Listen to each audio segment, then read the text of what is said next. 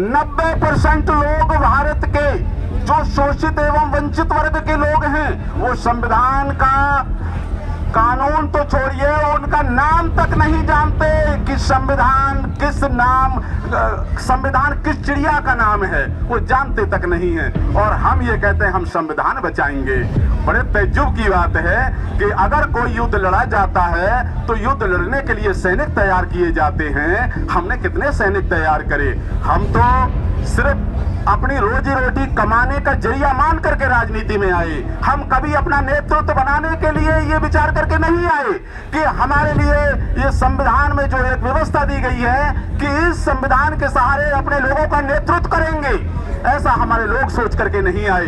तो आज इसका जो खामियाजा है वो हमारे लोगों को भुगतना पड़ रहा है।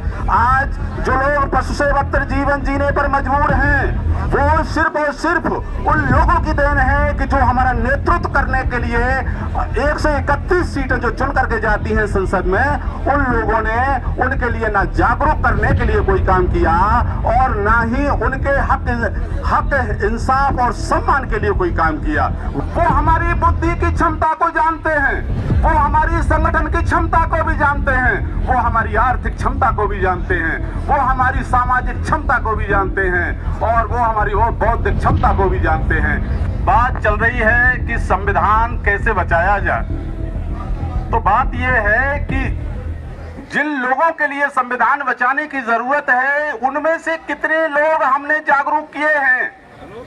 कौन बचाएगा संविधान? क्या ये चंद लोग संविधान को बचा लेंगे जो बात कर रहे हैं? जिस दिन से संविधान लागू हुआ उसी दिन से जो संविधान को न मानने वाले की नीयत से थे वो लोग उसी दिन से उसकी रणनीति बना रहे थे। गांव गली में जाकर के उसके लिए लोग तैयार कर रहे थे और उन्होंने संविधान के सहारे अपनी बहुमत तैयार करके और संविधान को खत्म करने के लिए अपना एक विचार और अपनी रणनीति तैयार कर दी। लेकिन जिन लोगों को संविधान से जो चीजें मिल रही थी, संविधान से जिन लोगों को इंसान माना जा रहा था, अगर संविधान ना होगा तो उनका पशु से बदतर जीवन हो जाएगा, ऐसे इस देश के कितने लोग जानते हैं। मुझे ऐसा लगता है कि जो लोग यहाँ चुन करके गए संविधान के सहारे, अनुसूचित जाति एवं अनुसूचित जनजाति के लोग, उन लोगों ने सिर्फ अपनी रोजी रोटी कमाने का जरिया माना। उन्होंने ऐसा नहीं माना कि संविधान के सहारे, संविधान के द्वारा मुझे अपने समाज का नेतृत्व करना है और समाज को जागरूक करना है। अपने समाज के लोगों को उन्होंने उन नेताओं के पैरों में गिड़गिड़ाने के लिए सलाह दी, उन्होंने मजबूर किया। अगर काश वो नेता जो चुन करके गए या फिर जो बुद्धिजीवी कहे जाने वाले लोग हैं, इंटेलेक्चुअल कहे जाने वाले लोग हैं, अगर वो अपने समाज के लिए जागरूक करने का काम करते तो शायद आज जिन लोगों की जो मंशा एक संविधान को खत्म करने की बन रही है वो शायद कभी नहीं बन पाती। वो हमारी बुद्धि की क्षमता को जानते हैं, वो हमारी संगठन की क्षमता को भी जानते हैं, वो हमारी आर्थिक क्षमता को भी जानते हैं, वो हमारी सामाजिक क्षमता को भी जानते हैं और वो हमारी बौद्धिक क्षमता को भी जानते हैं कि हम क्या हैं। हम दो चार लोग मंच पे आकर के उनके खिलाफ कुछ बातें करते हैं और बातें करके वो जानते हैं कि इनके साथ लोग कितने हैं।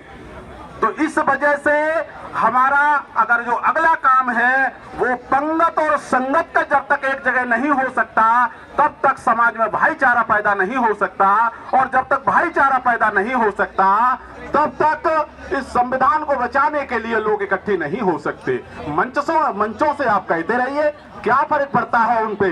चंद लोग, हमारे जो चंद लोग हैं वो चंद लोग इसकी चिंता करते हैं, लेकिन इस संविधान को बचाने के लिए, संविधान की जानकारी देने के लिए गांव गली में हमारे लोग नहीं जाते। बस वो तो अगर जाते भी हैं अपने समाज के बीच तो सिर्फ और सिर्फ बाबूजी कहलवाने को जाते हैं, सिर्फ और सिर्फ अपनी साहबगिरी दिखाने को जाते हैं।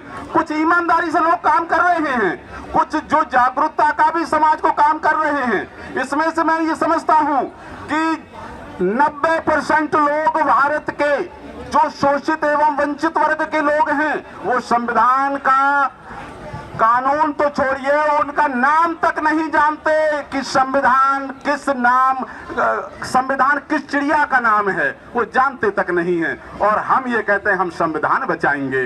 बड़े तज्जुब की बात है कि अगर कोई युद्ध लड़ा जाता है तो युद्ध लड़ने के लिए सैनिक तैयार किए जाते हैं। हमने कितने सैनिक तैयार करे? हम तो सिर्फ अपनी रोजी रोटी कमाने का जरिया मान करके राजनीति में आए। हम कभी अपना नेतृत्व बनाने के लिए ये विचार करके नहीं आए कि हमारे लिए ये संविधान में जो एक व्यवस्था दी गई है कि इस संविधान के सहारे अपने लोगों का नेतृत्व करेंगे, ऐसा हमारे लोग सोच करके नहीं आए।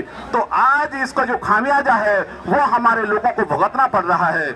आज जो लोग पशु सेवक जीवन जीने पर मजबूर हैं वो सिर्फ और सिर्फ उन लोगों की देन है कि जो हमारा नेतृत्व करने के लिए 131 सीटें जो चुन करके जाती हैं संसद में, उन लोगों ने उनके लिए ना जागरूक करने के लिए कोई काम किया और ना ही उनके हक इंसाफ और सम्मान के लिए कोई काम किया। वो तो सिर्फ रोजी रोटी मान करके चलते रहे।